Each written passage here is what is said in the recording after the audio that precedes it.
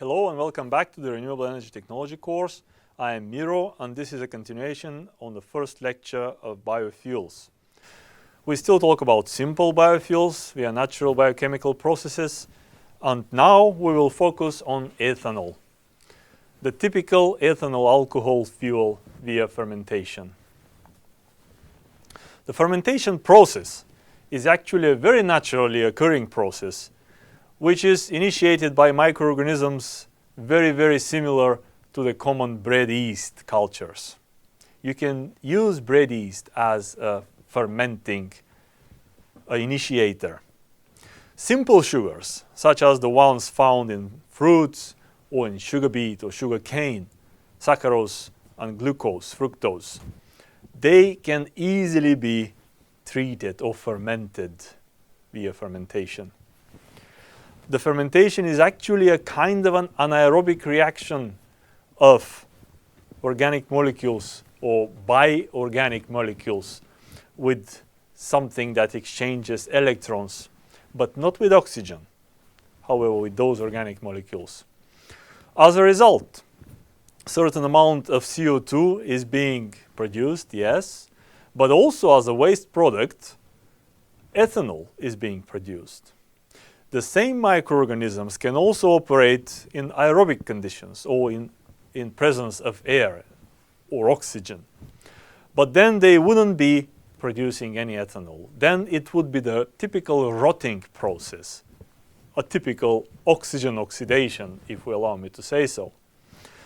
While the fermentation is indeed an anaerobic process, it proceeds in the absence of oxygen, typically underwater. The water is also necessary, of course, for breaking down the solid structure of the fruit or the sugar-containing plant so that the microorganisms can reach those sugars diluted in the liquid, in the water. And of course, the ethanol is, as a result, is diluted in the liquid, in the water. And we have to extract it somehow. Fermentation of complex sugars is also possible, and the most common complex, easy but still complex sugar is the starch. It is a glucose polymer. It is comparatively easy to break into simple sugars and then ferment. And this is what happens actually if you would be making ethanol or vodka, say, from anything else but fruits. And that's what the typical vodka is made from. Barley. Why is it made from barley? Very simple answer. Because barley, corn på svenska, actually contains, the seeds contain, or the germinating seeds develop certain other types of microorganisms, which in turn are helping to break down the starch into sugars that are possible to ferment. This is a very interesting process, again quite natural, and people found it very long ago. The malting process, simply.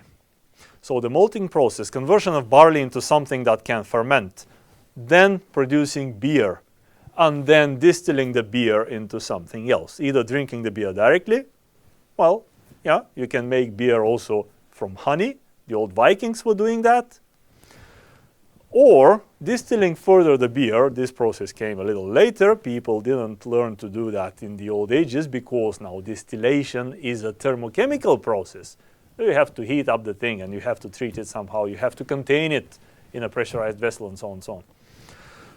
Typical vodka production, extracting the alcohol from a very diluted mixture and concentrating it into higher concentration.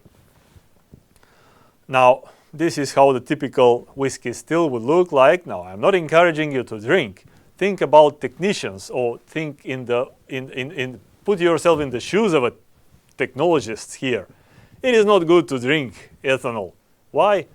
Because you would be wasting a wonderful fuel, wouldn't you? Technical ethanol being produced these days, very large scales actually, from all kinds of starch-containing foodstuffs. Mostly. It may not only be foodstuff, but as long as the thing contains starch. It can be other part of a plant. It would work for ethanol production. That can be wheat, rice, corn, anything, maize that is, potatoes, cassava, anything that contains starch can be fermented. However, the natural process of transforming the starch into maltose is not there. We have to artificially add those enzymes here, or those microorganisms that would help us take this step. The industrial ethanol production, the typical ethanol plant, you can find plenty of those out there, and there is only one in Sweden. You see, it's not a very, very big actually size here, even if the production is quite approximately can be estimated as a large scale. It takes steam from a nearby wood-fired plant because the ethanol production process is energy intensive. What we produce is the common pure molecule of ethanol. Hopefully the pure molecule. It's actually difficult to absolutize ethanol to 100% purity. But usually it's not enough, it's not necessary to have it 100% pure. The ethanol needs to be distilled out. Once again, this is the most energy consuming process. And this is how the actual process would look like. I have actually calculated for you what may happen.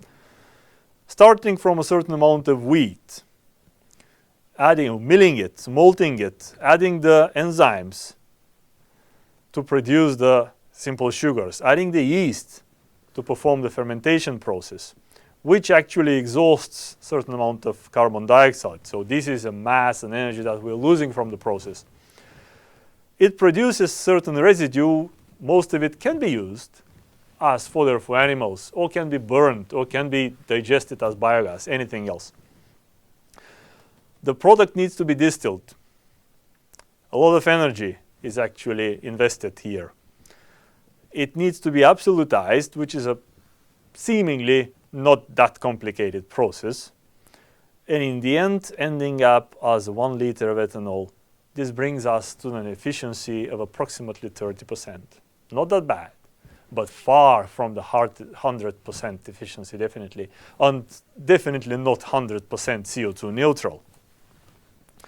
If we take the further step into the second generation ethanol, it would be produced from cellulose. Cellulose, or any of its resembling or derivative structures, is a very complex polymer of the glucose. It can again be broken down to simple sugars, however, not so easily. There are two main processes that can be used to break down the cellulose into sugars: through acids or through enzymes. The process is a hydrolytic one. So we call it acid hydrolysis or enzymatic hydrolysis. This is high-level, top-notch chemistry. We're not going there, but please just know you are supposed to learn the basics here. Lignin always remains as a residue. It cannot be used for anything, but it can probably be burned or digested in a biogas digester. Anything of that sort is possible. The acid hydrolysis is a kind of a well-developed, however, not really cheap, quite low efficient, and super polluting. You have an effluent in the end that you should treat. Enzymatic hydrolysis is promising, but it's not cheap either, and needs further verification, definitely, and testing to be introduced in large scale. The production, the growing of the enzyme itself is a difficult process. Overall energy efficiency, going the cellulose route, approximately 20%. Not enough, but if we had the cellulose and if we could perform these processes easily and efficiently, that would be just fine. One example of a second generation ethanol process, please look at it. There are many others of the same style. What needs to be done is to break down the cellulose into simple sugars, saccharose, pentose, hexose, whatever. Then ferment them. Then do something with the residues and try to produce the final product with the least expenditure of external energy. This is like an overview of the different production routes or steps, starting from different actually crops or initial starch or sugar containing stuffs. This is how it might look like if we really attempt to break down the cellulose into simple sugars. It is a nasty process, quite close to the digesting of biomass for the production of cellulose for paper. However, here we are trying to break down the cellulose fibers, and within a certain amount of hours, actually, this is possible to do. They start to disintegrate, ending up into a nasty ooze. This would be the thing containing the sugars, smelling also as a typical digestion process.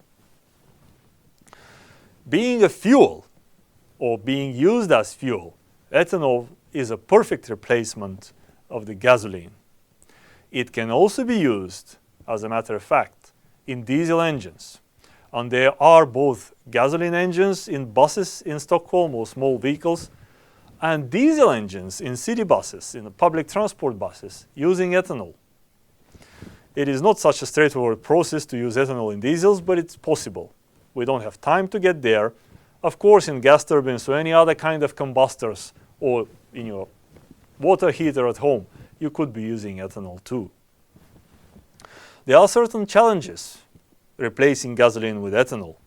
First of all, cold start again. Just like with vegetable oils, cold start on a biofuel is always a problem.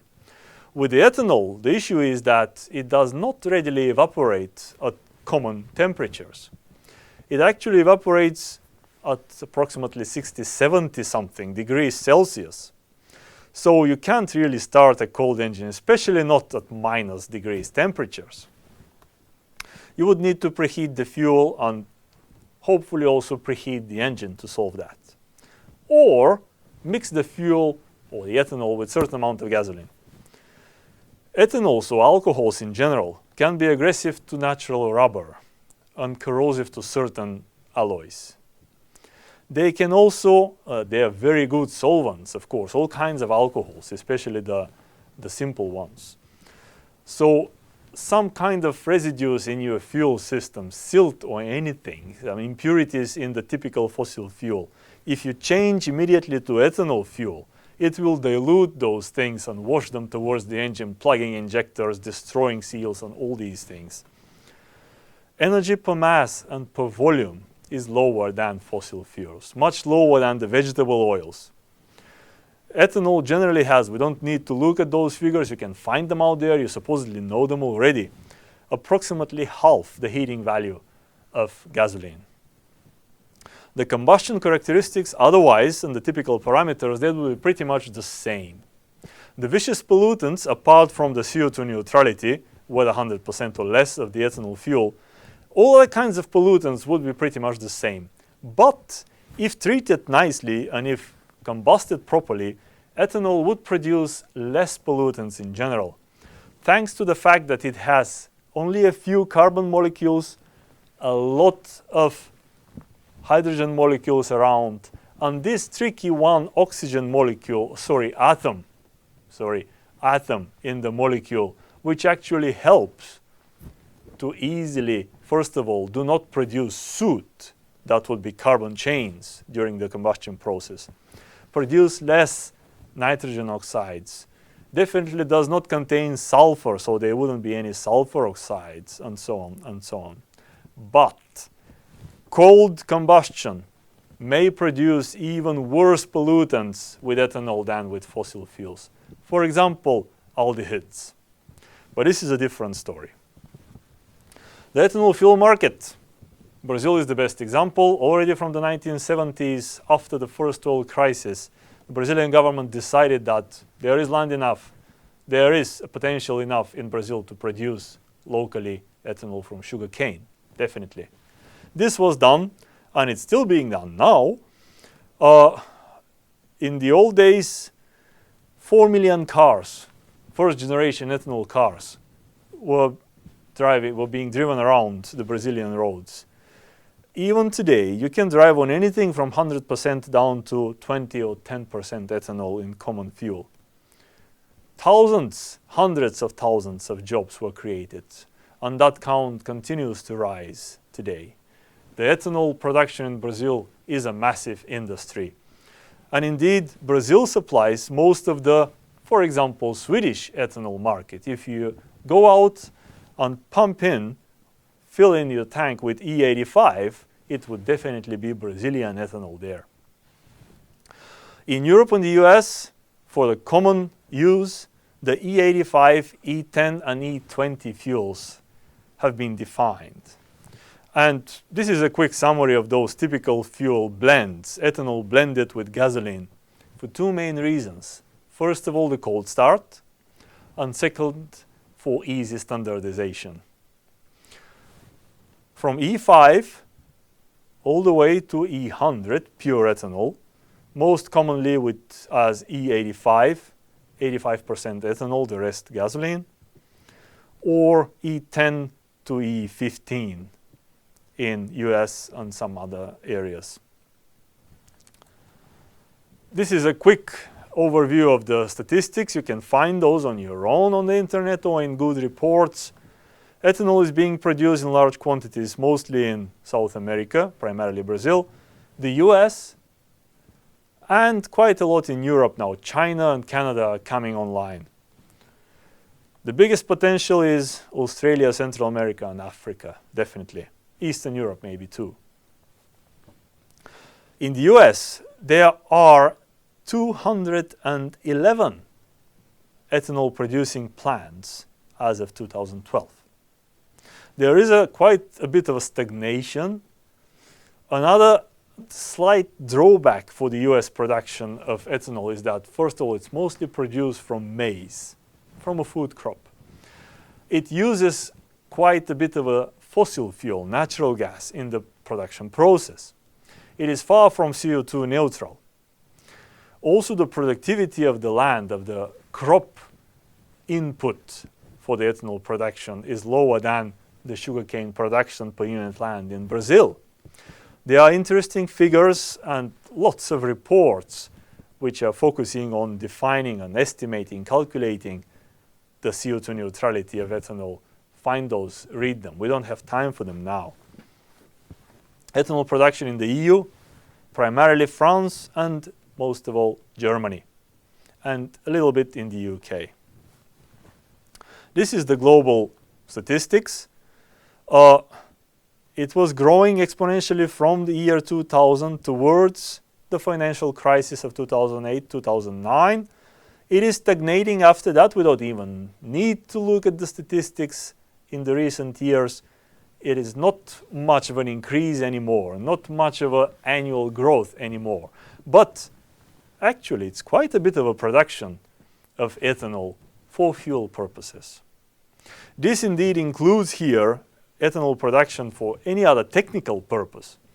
But the fuel use of ethanol out of the old technical applications actually is the biggest.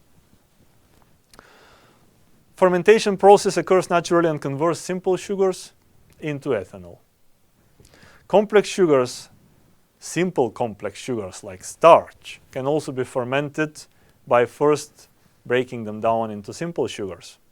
Very complex sugar chains like the the polymer chains of the cellulose can also be broken down into simple sugars, but very difficult. And those processes need to be developed further if the second generation wood-based ethanol, for example, would be the promise for the future. Ethanol is a very good engine fuel. It actually performs better than gasoline in certain occasions, for example, as a racing fuel, and is being used around the world already now. CO2 neutrality, however, is difficult to estimate. Doesn't matter how you try. There is not enough data, and needs to be estimated properly if we would be defining now how good ethanol is in a sustainability perspective. Thank you.